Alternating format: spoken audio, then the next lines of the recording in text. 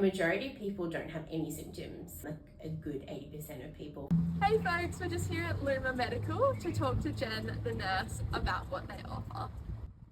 I'm Jen, I'm one of the advanced practice nurses here at Luma Medical. We are a medical clinic. We do cervical screenings, STI screenings, contraception chats, lots of education sessions, but generally always happy to have a chat. Do you need a book or are walk-in appointments available? Walk-in appointments are sometimes available, but to avoid disappointment in case it just so happens to be a day that the nurse isn't there, I highly recommend that you book. Do you need a Medicare card to access any of your services? You don't need a Medicare card. We can see anybody who doesn't have a Medicare card. There's different costs involved when you don't have a Medicare card. If we're talking about the nurse clinics, the same cost applies regardless of whether you have a Medicare card or not. But certain testing, different tests and stuff like that, the labs charge. And you mentioned cost. Do you mind going more into how much these services will cost? In regards to the nurse services, for any length of appointment is $30. If you have a healthcare card, it's $10. The doctors vary in price. They bulk bill healthcare card holders for follow-up appointments. And then their other appointments vary in cost, but normally it's only between $30 to $50 out of pocket. So who can access your service, and is there an age limit? So we are a women's health service, but we are very open to gender diverse people. Services are quite limited in the nurse clinic to being women or people that have a cervix. An age limit, we generally say, like your late teens to an adult, but especially if it's period concerns and things along those lines, we're happy to see age of 12 or 13. So can you request a clinician of a certain gender? All of the practitioners here identify as female. Do you have any interpreters here that people can access? Yeah, absolutely. If you need an interpreter, you just let us know when we're booking your appointment. Sure. Worst case scenario, if we don't get anyone to come in person, we have options to call an interpreter over the phone. Can I bring like a support person into my appointment with me? Yeah, absolutely. The more the merrier. So what types of things can you test for here? We do STI screenings, we do your blood testing to check for bloodborne viruses, and we do cervical screenings and things like that. So if people have STI symptoms, can they still access the screening here? Yes, so as the nurses, we see so many different types of sexual health concerns. If anything starts to go out of what we can do, we'll refer you on to see one of the doctors. So what would STI symptoms actually look like?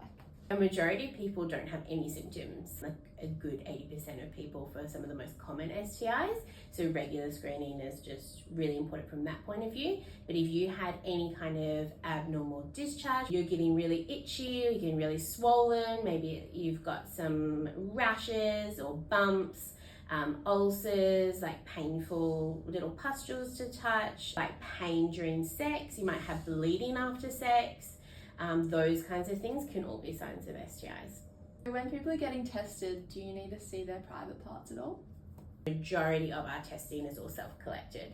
This means that you can collect your own urine or swab samples by yourself and the doctor doesn't need to see anything. So what does the STI screening actually involve? So we generally have a big chat. We talk about just how many different partners you've had. Maybe you've been in contact of somebody or you might have presented with symptoms. We'll generally go through all of that kind of background first.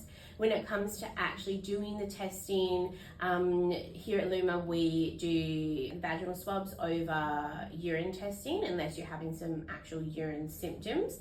So you might do a throat swab if you've been performing oral sex, you might do a vaginal swab if you received vaginal sex, you might do an anal swab if you've received anal sex.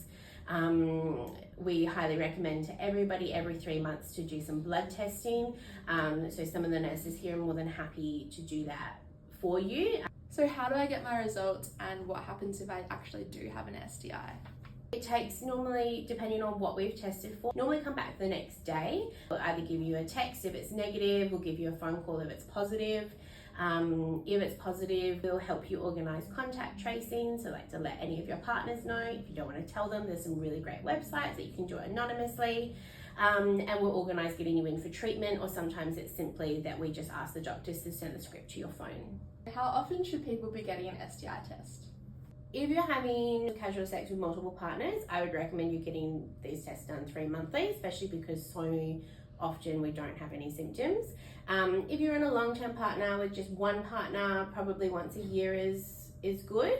And if you have any kind of symptoms that you're concerned about, anyone's told you that you're a contact of them having an STI, things like that, I'd recommend that you try and see someone straight away, regardless of when your last screening was. Is there anything that you'd like young people to know to encourage them to get tested here? A super welcoming space. We all love to have fun and have a good laugh. No judgment here. We've seen it all. It's one of our biggest missions to help educate people, to empower them to take control over their health. We're a safe place for you to come. I do have heaps of condoms and they're really hilarious. We're more than happy to give you a big bunch if you need them. Thanks so much for chatting to us today, Jen. We learnt so much about Luma. Thanks so much for coming. This was really great and really hope to see some of you guys soon. See you later.